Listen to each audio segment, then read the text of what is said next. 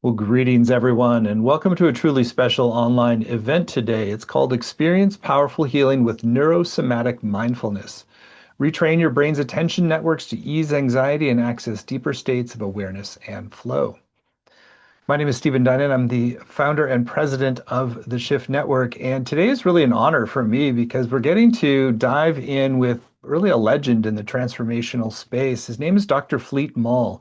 He's the CEO and founder of Heart Mind Institute. He's had a remarkable journey in his life and really provided a unique fusion of different elements into how we grow and transform. And we're going to get to explore some of those today. And if you get excited, as I think you will, we're going to have a brand new course with Fleet. It's called The Healing Power of Neuro-Somatic Mindfulness that you can dive deeper in. And we'll share more about that towards the end of the hour.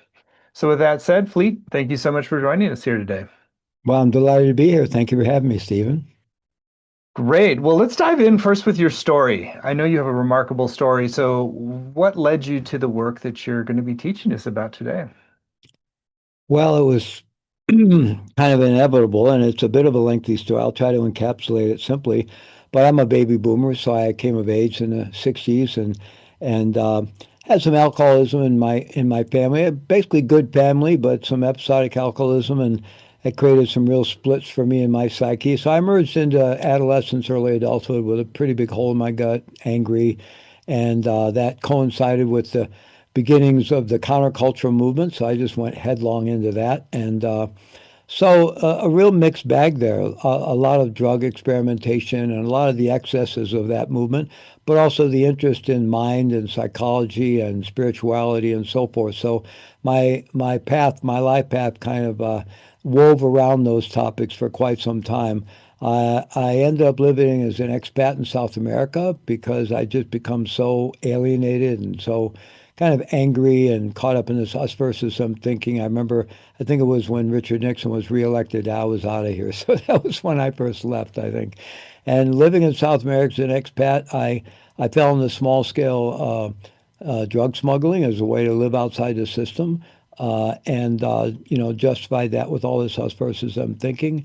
And, was on this very transformational path, but mixed in with an emerging criminal occupation, actually. And before I could unwind all that, it caught up with me, and I ended up earning my way into a 14-year federal prison sentence. Along the way, studied very deeply. I did a 3-year clinical training program at Europa University. Had been trained as a meditation teacher for 10 years, had a very deep background in psychedelics and a lot of transformational work. So it was a real mixed bag. And when I did end up in prison, very tough and challenging journey. Initially, I was sentenced to 30 years with no parole. I pretty much thought my life was over as I'd known it. I was 35 at the time. Papers said I'd be 65 before I had any chance of release. And my son was 9 years old at the time. I was absolutely devastated over what I'd done to him and his mom and to myself in my own life and how I'd let down my community, my family, and everyone else. And so my life really became about radical change. I was just dedicated to getting all the negativity out of my life and taking all the good I'd received from so many people and doing something positive with it and leaving my son a better legacy than this. His dad went to prison, ended up in prison, or even died in prison because I'd had no surety I'd survive my time. Once I learned how the good time worked under the old system, not anymore, but the old federal sentencing system, I realized I'd do about 18 and a half on 30 if I stayed out of trouble. And then about 3 years into my sentence, my appeal went through the courts. They knocked off one count. And so I ended up with 25 years, and on that would serve 14, which I ended up doing. So it was quite a long journey, but I came in with a lot of skills and was able to really turn that into my monastery time, my ashram time. I was literally practicing like my hair was on fire and living a life of service in that community. And so a lot of things evolved out of that. My whole radical responsibility model and work evolved out of that. And I really became uh, focused on really exploring everything I could. I was a meditator. I was very focused on, but I realized there's no silver bullet in life that I really saw change up for myself and all the people and men I was working with in that prison, doing deep service work, doing hospice work, end of life care, doing 12-step recovery work, doing the meditation work, doing all kinds of different work. That it was really the integration of different types of work that lead to a tipping point. So that kind of became my modus operandi of really exploring and integrating. And so the model for uh, personal evolution and spiritual evolution through meditation I've developed called Neuro-Somatic Mindfulness really grew out of that kind of integration, really studying across all the different contemplative traditions, all the different types of meditation across all the various spiritual, religious, and secular traditions, and then deep study of network neuroscience and integrating all that. And so that's kind of how it arose. I've been out of prison for how many years now? 27 years. So, and it's been quite a journey. I worked very hard when I was in prison. I knew once I learned, how long I would serve if I managed to stay out of trouble, which is not easy in prison. I knew I'd be 50 when I got out. It's not easy to start your life at 50 when you're in debt and have a criminal record and so forth. So I worked really hard and it paid off. I've had nothing but opportunities since I got out in 1999. And eventually that evolved into developing the Heart Mind Institute and my career as a business consultant, a meditation teacher, a transformational leader, and so forth. But it's really been this kind of really wide-ended and deep exploration across all kinds of traditions, and then integrating that has really informed the work that I do today. So I Hmm. hope I encapsulated the journey very briefly there.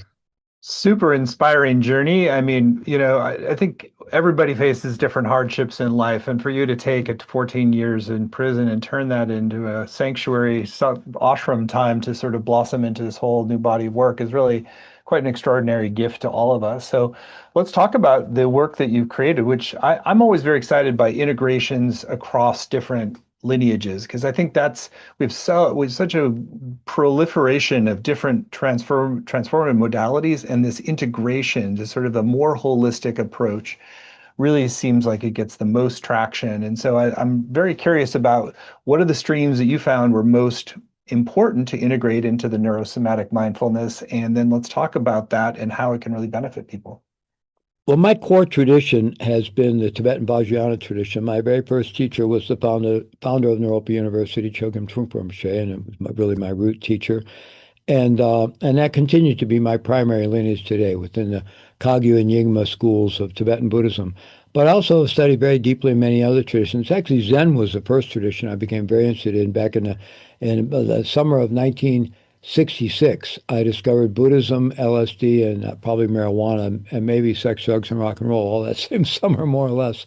And my path kind of continued from there. But there weren't a lot of books published in the Buddhist traditions back then. And so I was listening to Alan Watts and reading D.T. Suzuki and other things. But then I went into the Tibetan tradition. It definitely became my core tradition. It still is. But while in prison, I became fascinated with the work of Bernie Glassman, the Zen teacher who really integrated peace work and social action, social justice work with Zen. And so, with permission from my Tibetan teacher, I began studying with him as well. And so, in many ways, my path is integrated deep Zen training and this deep training in the Tibetan Buddhist tradition, the advanced meditation practices of Dzogchen and Mahamudra and Zen Shikantaza, but then also the deep inner yogic work that's part of the Tibetan Buddhist tradition, very embodied, deep inner yogic work and getting into subtle energies and the subtle aspects of our physical and less physical anatomy. And so, but at the same time, during my prison years, I was just really driven to learn and explore and deepen. So I was reading everything I could get my hands on across every contemplative tradition you could imagine, as well as psychology, all the different forms of psychology. That's mainly what I read in my what spare time I had. I was pretty active in prison, but I spent about 2 or 3 hours reading every night, about 2 or 3 hours practicing meditation every day, and so it was a really deep time of exploration. So I've trained with Vipassana teachers, Zen teachers, various schools of Tibetan Buddhism. I've studied with various non-dual, sort of more secular non-dual approaches. I've studied with teachers of Christian meditation, Sufi meditation, Jewish meditation. I've been fascinated with neuroscience and all the more neuroscience-informed approaches. So I've really been a passionate student of the art and technology of meditation for over 50 years now, and just been, integrated because there are a lot of differences, but there are also through lines that weave through all that. I mean, basically, it comes down. You need some kind of practice to basically stabilize your attention to begin with, Mm. stabilize your mind, stabilize your attention, your ability to be present, be focused, and then further deepening can lead to states of being where there's tremendous access to the deeper insights about the nature of mind and nature of reality that are ultimately liberating. So almost all the deep meditative traditions include those two aspects of the attention stabilization, what in Sanskrit is called shamatha, or has been translated as calm abiding, and then the Vipassana or insight aspects of practice. But there are still many, many variations and many, many different approaches. And so I've been just a passionate student of that, been integrating that into my own practice, using myself as a guinea pig, but then also getting really fascinated not only with neuroscience over the last 25 years, studying everything I could get my hands on. And I was really, for a while, I was reading almost every article that came out on the neuroscientific study of mindfulness and meditation. I couldn't begin to do that anymore. It's proliferated such an extent, but I keep my eye on it and read the ones that are of greatest interest to me. But I also became very interested in the field of network neuroscience, which is the field of looking at all the different neural networks of the brain and how they interact with each other. And it's all a holistic enterprise. It's all interdependent. So you can't really isolate out necessarily particular networks. You can to a degree and talk about it that way, but you need to keep in mind that it's all interdependent and all a holistic enterprise. But having said that, I focused in on five neural networks and their role in our kind of personal, psychological, spiritual evolution, and then how we can take an approach to meditation and to embodiment that facilitates the strengthening and resilience of those networks to move us towards through healing and on to optimal kind of human functioning. Hmm. Fascinating synthesis. So let's talk about those five neural networks. What are they, and what are their normal functions, and how are we optimizing them for our own, quieting the mental chatter and also sustaining deeper awareness? So if there are any, just in case there are any neuroscience nerds out there, I'm going to use terms for these neural networks that are a little more generic, and there are more technical names, and there's underlying networks that these terms will point to. But I think these will be understandable for all of us. So the basic one and the most obvious one is the attention network. So our ability to shift our attention, to direct our attention. We all know we have the ability. Often our attention is being shifted all over the place by the world around us, right? And we call that distraction. But we can consciously shift our attention from one thing to another. So that ability to shift our attention and then to sustain our attention on an object of attention, that's basic to mindfulness practice, right? Most mindfulness practices, you choose an object of mindfulness. It could be the body, the breath. It could be a mantra, a visual image, a visualized image. Could be anything. You place your attention there and you attempt to have some intention of it staying there. Of course, our attention wanders and you bring it back. Attention wanders, you bring it back. That's kind of basic mindfulness practice.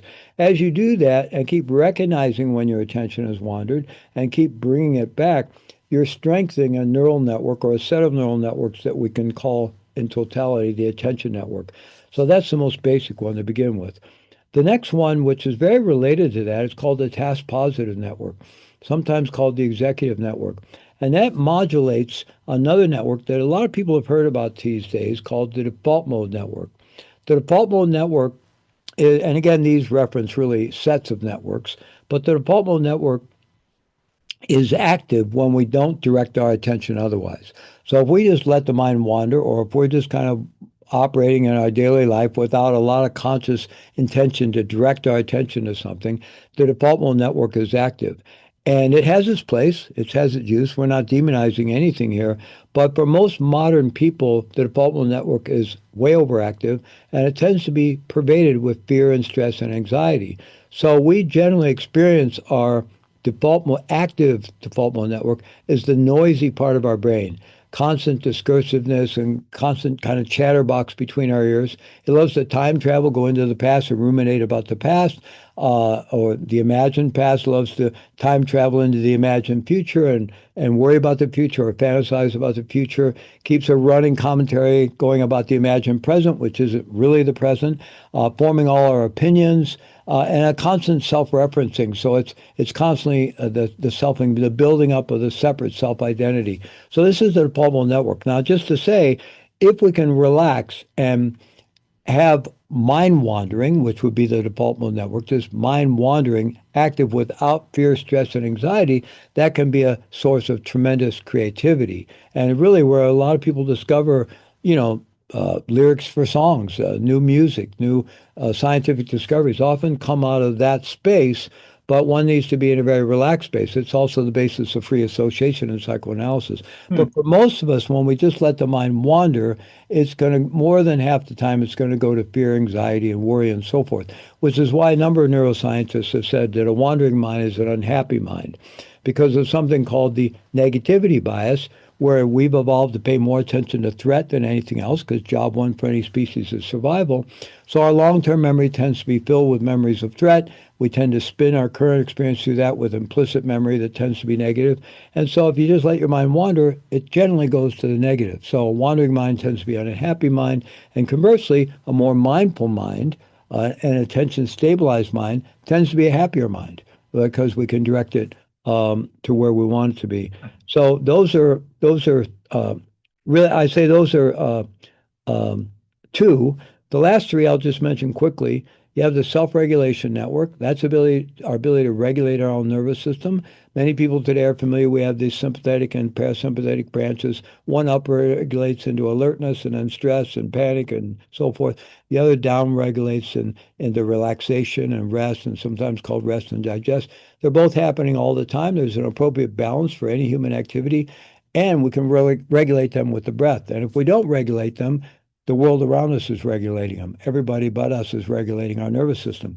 So the more we practice self-regulation tools, practices, we strengthen a network that will then be regulating our nervous system in a more optimal way on its own. And then that's very closely tied to the emotion regulation network, our ability to regulate our emotions, not to suppress them, but so we're not hijacked by our emotions and we experience the richness of our emotions, but in a more modulated way. And we're able to really experience all the wisdom that is the nature of our emotions without being hijacked by them, especially without being hijacked by strongly negative emotions. And then finally, you have the empathy connection network. And this is our ability to connect with others and create relationship, create really positive relationship with others. And so these five networks, attention network, task positive network, which regulates the default mode network, self-regulation network, emotion regulation network, and empathy connection network are all interactive, and improving one improves all. And if you can find a way to work on all of them, you get this really synergistic growth. And imagine someone for a moment who's basically very present, right? You're really present. You're not generally distracted. You're just very present and available. Um, your mind is very spacious because it's not cluttered with the constant discursive. Your mind, you can think when you need to, but otherwise your mind is fairly spacious, right? Um, you're well regulated in terms of your nervous system. You're not flying off the handle. You're not stressed out. You're able to be present. You're able to meet the challenges of your life, but still be in a well regulated place. And emotionally, you're very much in touch with your emotions. You're an emotional, we're all emotional beings. You're very much in touch with your emotions. You're not suppressing them, but you're not being hijacked by your emotions either. So you're not in a reactive state. And you're really available to people, and you are able to invite others in polyvagal terms to have their social engagement system online because you have yours online. So if you think about a person like that, right, who's really, really present, really available, is in a continual state of flow in terms of their nervous system and their emotions, and they're just really vibrantly present, it sound like someone who's kind of relatively enlightened, so to speak. It may not be full-blown liberation or full-blown enlightenment, but in terms of human evolution, it's a pretty evolved state. Mm. And what we know today is we can directly target those neural networks and strengthen them and do so in an accelerated way and in a synergistic way so that what we used to think of as really the extraordinary human capacities that a very few people model in life are really available to all of us using simple practices in a more targeted and more directed way. Mm.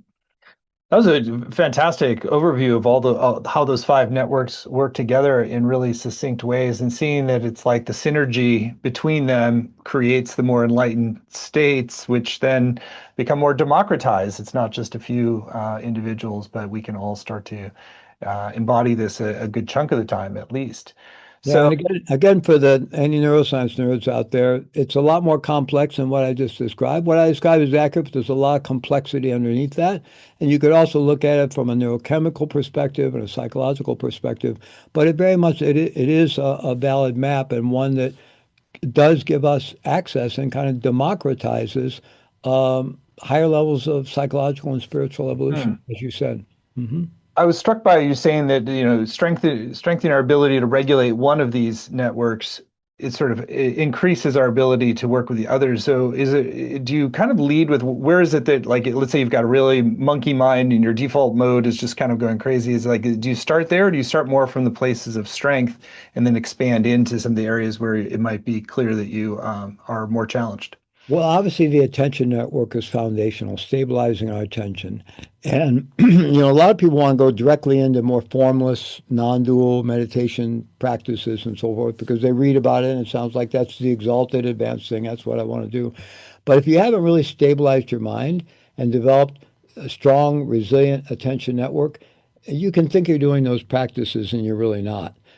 So Hmm. it really attention network strengthening is foundational, but that's very tied into the task positive network development, and that's really the key to neurosomatic mindfulness. The deeply embodied approach we take with neurosomatic mindfulness, there's really kind of a hack there, to use modern parlance, because a lot of people, when they begin meditating, what they confront is their monkey mind, their overactive default mode network. and it's really hard. And they get the idea, oh, I'm supposed to stop my thoughts, or I'm supposed to do this, or I can't, I'm supposed to stay with my breath, but I keep bouncing all over the place. And it's kind of hard and it's kind of boring, and I don't think I'm doing it right. My back hurts, my knees hurt. And I think probably the majority of people that start a practice, it's wonderful that mindfulness has been mainstreamed in the way it has. And I introduce a lot of new people because I do a lot of work in the criminal justice space, both with the incarcerated and with all the public safety professionals that work in those spaces. So I introduce a lot of newcomers to practice, but I suspect the majority of newcomers end up quitting in general because the instructions are given make it too difficult. And neurosomatic mindfulness is meant to actually make it much easier for beginners and then also accelerate the path into the really deep and profound possibilities of healing and awakening within meditation. Really fascinating. Well, let's talk a little bit about some of those foundational steps. So you've kind of distilled out kind of simpler foundations that are grounded in the latest neuroscience. So where do you think is the best place to start for most people? Well, let's start with embodiment. So it's very common that when people are introduced to some kind of mindfulness awareness meditation, that the object of mindfulness is the body or the breath. We're invited to pay attention to the body, pay attention to the breath, and of course they're not separate things. The breath is one expression, a somatic expression of the body. So, but what we don't realize is when we're bringing our attention to the body or breath, we're not really bringing our attention to the body or breath. We're bringing our attention to the concept of body or the concept of breath. And because we're always a few seconds or at least a few milliseconds, either behind or ahead of our experience, very often what we're working with is also the memory of the body or the memory of the breath, which can be another, a kind of another flavor of looking at the concept, right? So my first teacher, Chogyam Trungpa Rinpoche, in his teaching on the four foundations of mindfulness, which is a classic Buddhist teaching from the Pali Canon across all Buddhist traditions, and it has mindfulness of body, mindfulness of feeling, mindfulness of mind, and mindfulness of phenomena. So in his teaching on mindfulness of body, he made a distinction between what he called the psychosomatic body, which is made up of our thoughts and feelings and memories and images about it. It is that conceptual body, and what he just called body, the direct sensate experience of the body. So the way our brain works, because our brain is processing trillions of bits of data all the time, and its primary job is to filter out everything we don't need to survive. So we actually experience a very limited bandwidth of reality as it is. And we know that different species have access to different sound, frequencies of sound waves, of light waves. They experience very different worlds, even across species. So we experience a very narrow bandwidth that our brain has evolved to show us from the whole field of reality. And so our brain is very occupied with dispersing everything else or filtering out everything else. And so we get this consensual reality because we've all evolved similarly as human beings. And there can be some variation within in terms of how we all experience reality. And it's colored by all kinds of mind states and emotional states. But there is what we call the consensual reality. And that's a very limited bandwidth of actual reality. So that requires a tremendous amount of energy for the brain to do that to begin with. So the brain is constantly economizing its energy. It operates on assumptions and predictions and guesses, which is the way artificial intelligence works as well. But also what it does is it very immediately replaces direct experience with concept. So, for example, you're out walking your dog and you're walking along and you happen to notice a maple tree or an elm tree. Do you really connect with that living entity of that tree? Or does your brain just replace that experience with the archetype of tree, or maybe maple tree or elm tree? And so are you really seeing it, or are you actually seeing this memory image, this archetypal image, to one degree or another? I mean, this isn't off on, it's a matter of degree, but largely we're in this conceptual overlay. Same thing you see a person or another dog. The brain very quickly replaces the direct experience with the conceptual overlay. So that's why many meditators have had the experience where they've been, let's say, on an all-day meditation or meditation retreat, And at some point, maybe they step outside during a tea break in the afternoon, and suddenly the world is just exploding in color. They've never seen flowers with such vivid colors, or the green of the forest, or the blue of the sky. What's happening there is the conceptual overlay has dispersed, right? It's called the ayatanas are being purified and so forth. Your sense perceptions are being purified, and you're actually penetrating through or beneath that conceptual layer into direct reality, and things are so much more alive and so much more vivid. People have these kind of experiences with the assistance of various plant medicines and psychedelics as well. The world as it is much more vivid and alive than we normally experience it because we're usually experiencing life through this conceptual overlay. So how do we get into the experience of body, the direct sensate experience of the body? Well, by having the intention to do so. So in neurosomatic mindfulness, we focus on how to actually feel the body at the level of the actual micro sensations. So rather than focusing on, oh, pay attention to the breath, we talk about feeling the actual micro sensations, the tingling, the pins and needles, the prickly sensations, the sensations of warmth or coolness, numbness, or lives, the actual little micro sensations. We focus on actually feeling those. And rather than talking about observing them or noticing them, like in many meditation instructions, we talk about actually Mm. feeling them directly and not settling for the rest. And when you begin this practice, you'll notice you make an effort to do that, and very quickly the mind wants to just the breath or out breath. Or sometimes in some meditation instructions, you're asked to pay very close attention to the passage of air just at the nostrils, right? Across the surface of the skin at the nostrils.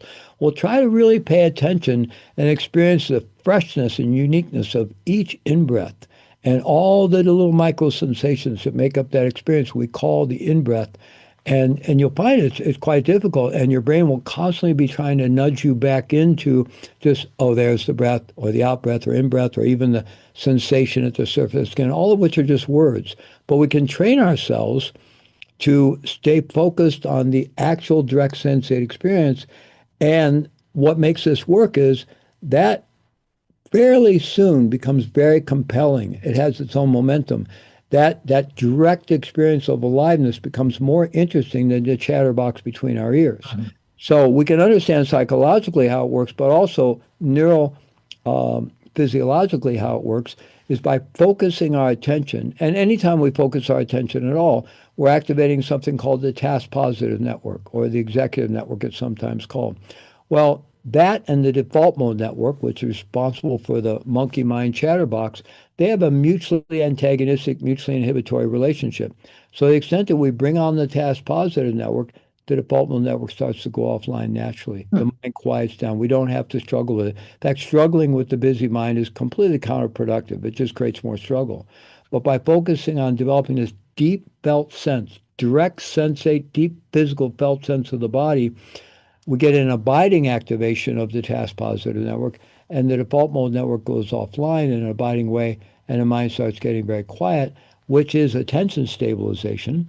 And as we're doing that, we're strengthening neural networks so that that attention stabilization gets momentum. It becomes easier, it becomes more effortless, and we end up over time with an attention that is just its default mode, not the default mode network, but the default or baseline of our attention network is that our attention is more stabilized, which then becomes the portal into deep states of awareness and deep states of flow, and the most profound meditative states that have such tremendous potential for healing and awakening. What a brilliant exposition of all of that. And now I think it'd be great to give people a bit of a taste here and take them on a little experience of exactly what you're describing with that deepened sense of somatic awareness. Yeah, and I just want to acknowledge that everyone in our audience is going to have a different experience here as I guide us through a short practice because we all have different levels of access to the somatic landscape of the body. Sometimes when I introduce this to people and I talk about actually feeling sensation, what are you talking about? I mean, they literally don't feel the body, right? And in Western culture, we've all become very disembodied. I actually think it's part of the human condition because we all have this supercomputer on our head above our shoulders, and we tend to get fascinated with that. And of course, we live in the world, so we're very auditorially and visually focused, externally focused. So we tend to ignore the body. In Western culture, that's only been exacerbated over many years. And we can be relatively distracted and relatively disembodied and still be relatively functional. Whereas our indigenous ancestors living out in a completely natural setting without the protection of their homes and cars and all the conveniences we have, you better be in your body or you're probably not going to survive, right? So it's a very different landscape. So all of us have different levels of access. So I encourage everyone to just be very patient and gentle with yourself and self-compassionate and just be curious. Just be curious about what you can feel. So we'll go ahead and begin if you're ready, and I'll guide people into it. Let's do it. Great. So I invite all of us to just assume a posture that feels relatively awake, uplifted, upright if you can, and at the same time relax. Let your shoulders relax. Let your body relax around a relatively upright posture. And as well, if you need to lean against the back of a chair for support or do this lying down or standing up for any reason of physical limitations, please do what works for you. And then I'm going to invite us to close our eyes, at least for a moment, if that's comfortable for us. And if not, at least lower your gaze. It's very importantly, we can learn to do this practice with our eyes open, and we need to be able to transfer this into daily living. So eyes open practice, I think, is very important. But it's much easier to learn this with our eyes closed. So I'm going to invite us to close our eyes and just sort of intentionally drop into the body. Our attention is often up in the head area. So just intentionally letting your attention sort of drop from the head down through the neck and shoulders, upper back and upper chest, down through the torso. Just feeling whatever we have access to, surface of the skin or internally, down through the waist, hips and buttocks, maybe feeling the contact between our body and the chair, down through the upper legs, the knees, feeling the flex at the knees, down through the lower legs, and all the way down to our feet. And to whatever degree, having come into the body just a little bit more, and just feeling whatever we can feel in a relaxed way, just being open. We're kind of opening the door to somatic experience here. We're not forcing it, we're just opening the door and slowly letting the body reveal itself into our awareness, into our consciousness. And then I would invite us to just really allow ourselves a moment of simple being, simple presence, just being. Nothing to do, nowhere to go, no agenda, nothing to prove, nothing to achieve, nothing to compare or evaluate, just being. Sort of literally giving ourselves a break. Our lives are so much about doing, doing, doing, doing. So here, just relaxing to a moment of presence, a moment of being. And inviting qualities of allowing, being, curiosity, openness, non-judgment, and just being. And perhaps the most important quality, attitudinal quality, is curiosity, like activating a deep longing to just know ourselves and our own experience of being an embodied human being and embodied consciousness as deeply as we can in this moment. So just being, just being. And within that quality of being, relaxing further and further into being, relaxing out of doing into being, if there's any agenda at all, a subtle agenda of feeling, of simply allowing ourselves to feel whatever we're feeling, physically, emotionally, cognitively, spiritually, just feeling, such that the essence of the practice is being and feeling, feeling and being and feeling, feeling and being. So to begin with relaxing into that, and then I'm going to invite us to become a little more specific, directing our attention to feeling actual micro sensations that make up our experience of feeling the body, to begin with on the surface of the skin. So just extending our awareness all across the surface of the skin and feeling the actual micro sensations at the contact points between our body and the chair or the cushion, between our feet and the ground, contact between our skin and our clothing, the weight and texture of our clothing, exposed skin surface areas in contact with any movement of the air where we are or the air temperature, the patches of air across the nostrils and or parted lips with each in-breath and out-breath, and just gently and gradually extending our awareness so we're feeling that entire field of sensation on the surface of the skin from head to toe, which is the boundary between our body and the space surrounding us, which is really a fairly fluid, energetic body. We're basically a matrix of energy situated in a larger matrix of energy. And so feeling ourselves surrounded in this sensate landscape, we can almost feel embraced in a sensate field. And in fact, the space surrounding us is not empty. We usually regard it as such, but we know it's made up of atmospheric gases that allow us to breathe and survive. But it's also an electromagnetic field. And our own body's electromagnetic field extends 6 feet beyond the body in all directions, but it's most intense right near the surface of the skin.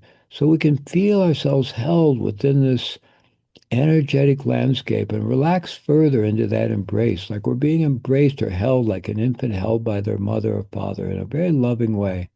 And we could regard that external energetic field as benevolent because it is. It's just the energy of life. And then within that, relaxing further into being curious about what can I feel internally, the weightiness of the body, finding my heartbeat, maybe very subtle. All the sensations arising and falling away with the breath, the actual micro sensations, the contraction of the diaphragm muscle, the abdominal muscles, the intercostal muscles between the ribs, feeling that contraction and relaxation that is our experience, our felt experience of what we call breathing. Again, body and breath are just concepts, but there's a direct experience we can tune into. Feeling. I also invite us to be very open to any experiences of discomfort. Our sensate experience is always arising across the spectrum from pleasant to neutral to unpleasant. That's just the nature of all our sense perceptions, including the sensation of touch externally and internally. So being open to discomfort is part of life. We tend to live addicted to comfort and in fear of discomfort. So one of the ways to get out of that very mechanical, reactive way of being is to actually embrace discomfort. Be curious about it. It's just sensation. It's aliveness. And just relaxing into deeper and deeper curiosity about the internal landscape of the body. And we won't have time here to go into great specificity, but suffice it to say that our entire body is a living organism, all the way down to the bones and including the bones, all containing neuronal cells, all connected to the central nervous system, and thus all sensory, all feeling. And we can develop the capacity to feel our bones. We can develop the capacity to feel the muscles even at rest. We can develop the capacity to feel into particular organs, into particular glands. We can communicate with every part of our anatomy throughout the body and be getting information and wisdom from our body and really learn to navigate our own embodied experience in a way that really increases our health and resilience and our healing. So it's really a limitless journey into the body. So just be curious about what can you feel right now? What do you feel more? Do you feel some discomfort somewhere in the body? Do you feel your heartbeat? Do you primarily feel the sensations related to breathing?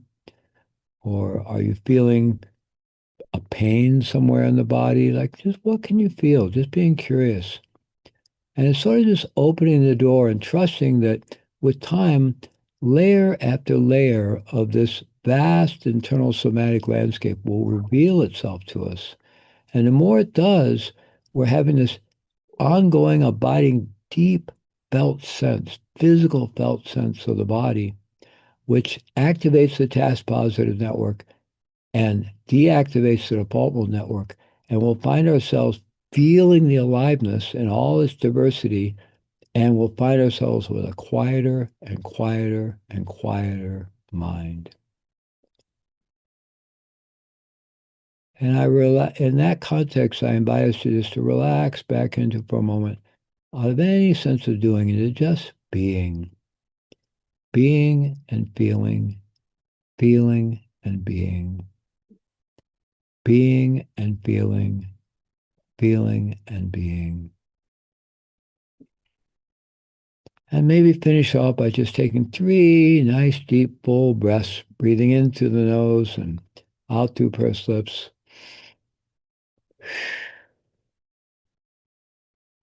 Being and feeling,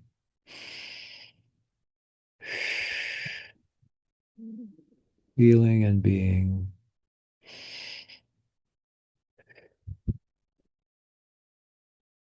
And then as we're ready, gently opening the eyes and bringing the same quality of beingness out into the world and opening to the whole visual landscape, the auditory landscape, while at the same time still allowing this quality of just simple presence, simple being.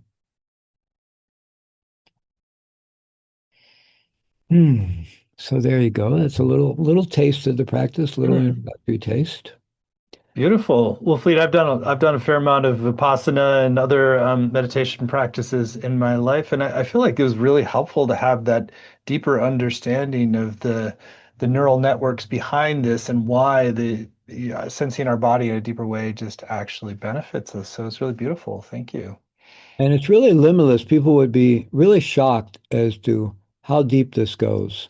I don't know that there are any limits to how subtle our awareness can become in terms of experience the very subtle sensate energies of the body, the organs, the glands, the circulatory system, the lymphatic system, the endocrine system, and really with that subtlety. I mean, the great yogis of the Asian traditions, long before any Westerners began dissecting corpses in modern medicine, had a great understanding of the internal anatomy of the body, and they did it all through awareness, through introspective awareness. So it's really limitless how deep our awareness can go in the body, and the deeper it goes, and we're more embodied, we're more balanced, we're more access to we're more emotionally intelligent. The current neuroscience says that there's a direct relationship between increases in what's called interoceptive awareness. That's what the body's capacity to feel itself from the inside. We have exteroception, which is external perception.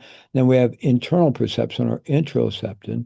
And increases in interoceptive awareness are directly tied to increases in emotional intelligence, emotional resilience, um, capacity for self-regulation, emotion regulation, and also capacity for connection and relationship with others.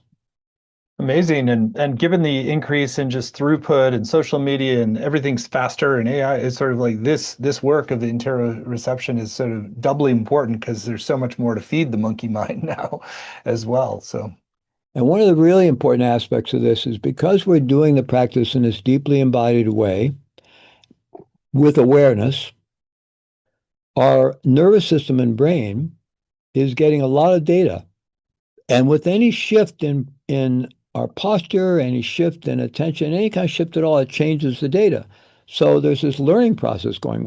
We're developing, it's already there, but we're kind of activating and further developing an internal neurobiofeedback loop. Now, most people are probably familiar with biofeedback, where you're hooked up to a heart monitor and you have a digital or analog representation.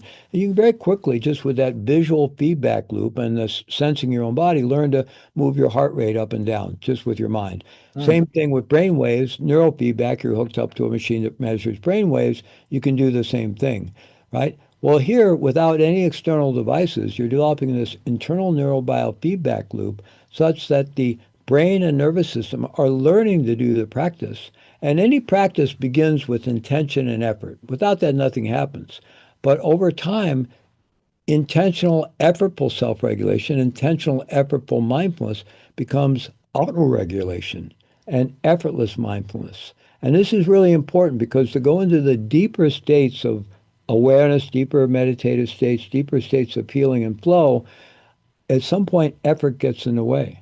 So mm. effortless is really, really important. And the way do we develop effortlessness here is because we're training the brain and nervous system in doing this, and it develops new neural pathways that give it direct access, abiding access to greater degrees of attention stabilization and awareness.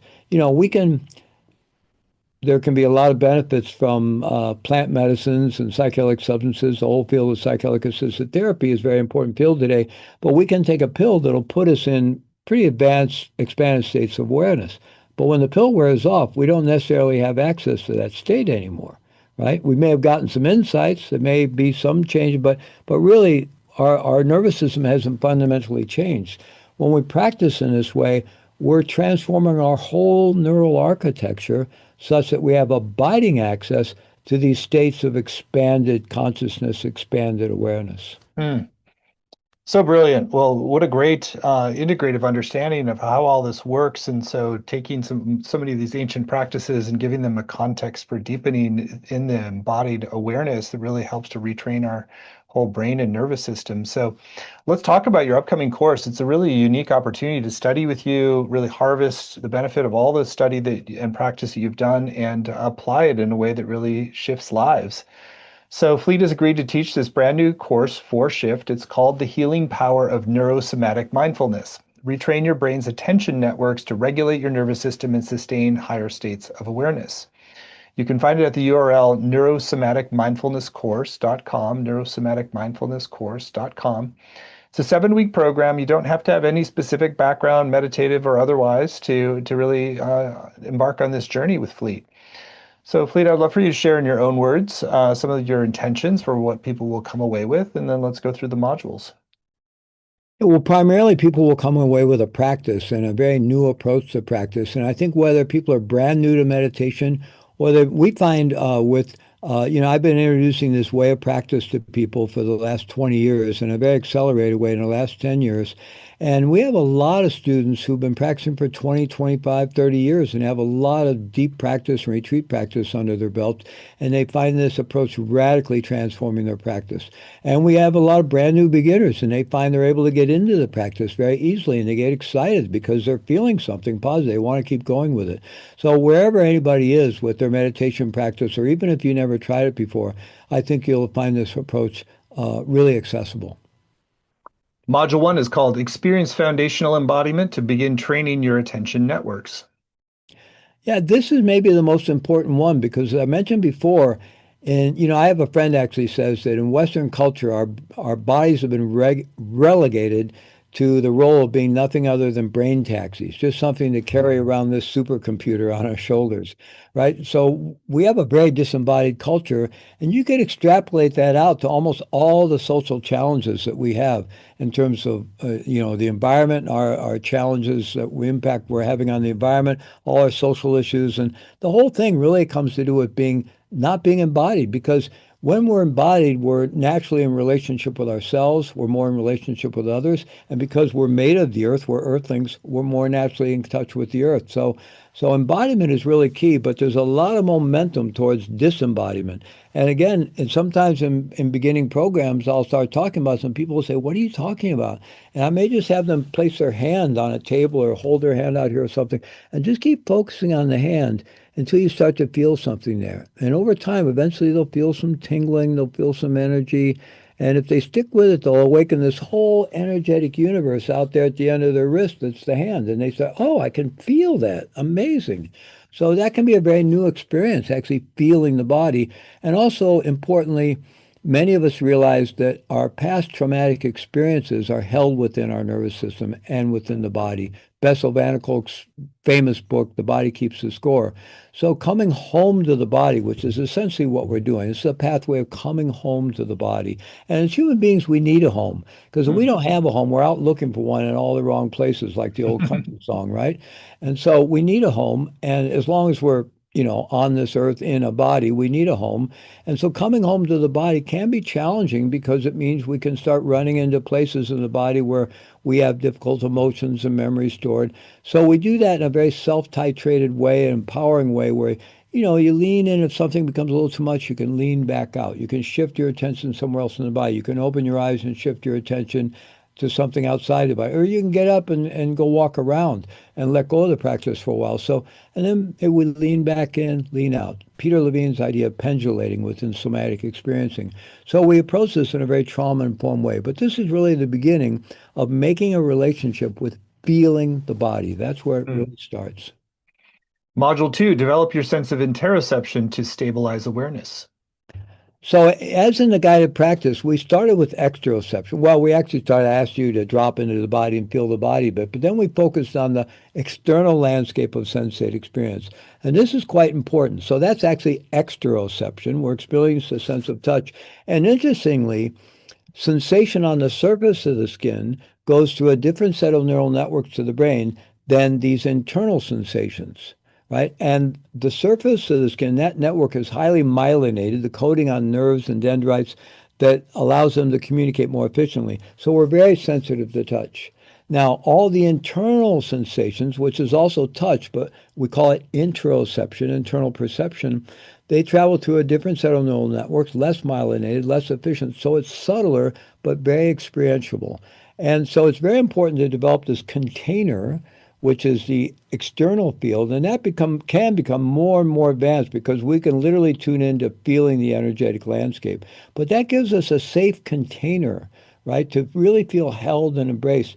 And then within that, we can start going deeply into the body, and that's this interoceptive awareness. And that can be just like brand new territory for so many of us. I know what do you mean feel the bones? You can feel your bones? I mean, you can feel a muscle at rest? I mean, I can, it's really limitless how deep we can go into feeling the body. But just the news to begin with that our entire body, I mean, when people think of the bones, I don't know about you, but I used to think of the bones, well, that's like something in the chiropractor's office. It's like this pretty inert, solid, thing. They break, it's not, but the bones are living, breathing tissue full of neuronal cells, Hmm. even the marrow of the bones, right? So our entire body is sentry. It's all a living organism that we can tune into. So just that knowledge and then beginning to open to actually experiencing the depth of that is really an incredible awakening for so many of us. So we're just beginning to feel that interoceptive awareness, which is the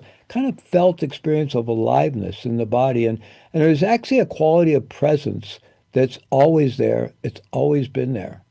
And when you tap into it, it's not like we have to constantly recreate it. Once we tap into it, it's kind of sticky. It'll hold our awareness. So that's why practice gets so much easier because we're tapping into this internal presence that's kind of foundational and tends to hold. It gives our awareness a place to sit, a place to abide, and we can then rest in that. And that's what's going to stabilize our attention and stabilize our awareness. And one way of thinking about that is this shift from the overactive default mode network to the active default mode network. Now, there's many other networks involved in that same process, but in simple terms, that's what's happening. But it's really that we have this felt experience that really holds us. It's literally like being held, like an infant being held by their parent. And you're embraced and held within your own, and your awareness can relax into that and abide in that. So we just naturally, our attention becomes more stabilized, our awareness becomes more stabilized, our mind becomes clearer. And it's all about developing greater access to interoceptive awareness primarily. That's great. And then we go into module 3, deepen interoception through muscular awareness to regulate stress and restore balance. Yeah, I would just invite you to bring your attention in a moment, to your right bicep, right? I mean, we can feel muscles involved with breathing, right? But imagine your right bicep or your left hamstring. Can you feel that when it's at rest? Actually, we can. There's something called tonus, Tonus, which is a subtle tension in the muscles, which represents the potential energy. Unless the muscle's been exhausted from overuse, there's a potential energy, which is why we can spring into action. And we can feel that. It's like a low, subtle hum that we can tune into and feel.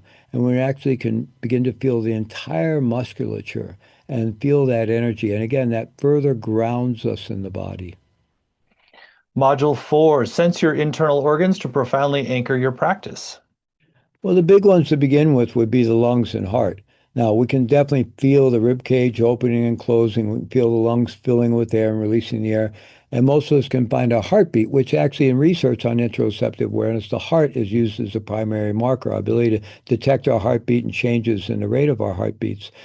Then we can begin from there. We can tune into all the other organs involved in our digestive process, all the internal organs.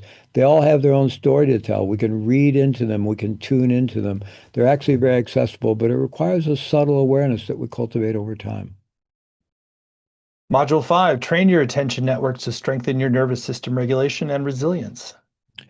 And so this is really ongoing, where we're developing this ability to refine our attention, to develop subtler and subtler attention, subtler awareness, and this just has kind of its own momentum.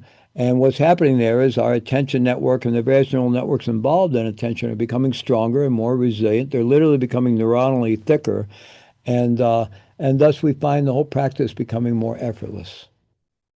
Module 6, cultivate new neural pathways to release trauma and support autoregulation. Well, again, that's that internal biofeedback system or internal neurobiofeedback that I mentioned before. And so with time, our nervous system and his brain is learning to do this. So instead of us having to actively, intentionally do self-regulation, our system is continually auto-regulating into an optimal state. And in that place, we begin to experience a flow state where all the different organs and our entire body is an energy system. And, we have different brainwave states. Most of us are familiar with that: alpha, beta, delta, theta, gamma. So then we have the rate of our breathing, we have our heartbeat. But every organ, every gland in the body is emitting energy at different frequencies. The more we deepen into interoceptive awareness and embodiment, they map onto each other, and we start to experience this resonance, this coherence, and it's a flow state. And within that flow state, imagine if there's a lot of trauma and we have a dysregulated nervous system, we're suffering, there's anxiety, there's stress. The whole thing has got, it's like poor insulation on the wire, there's short circuiting. It's kind of like that, right? Well, imagine the thing becoming more like a river, and everything is beginning to untangle, and the broken circuits healing themselves, and the insulation being reformed on the wiring. The whole thing, the more we're in flow, there's a natural healing process, and trauma is naturally released. It's naturally metabolized. The old experiences, the memories, the energy in our nervous system, it's all naturally metabolized and processed. And finally, module 7, rest in pure awareness, pure presence to experience innate wholeness and integration. Yeah, these internal states of deep attention stabilization, deep awareness stabilization, and deep flow allow us to rest in a state where we can really let go of the whole subject-object duality.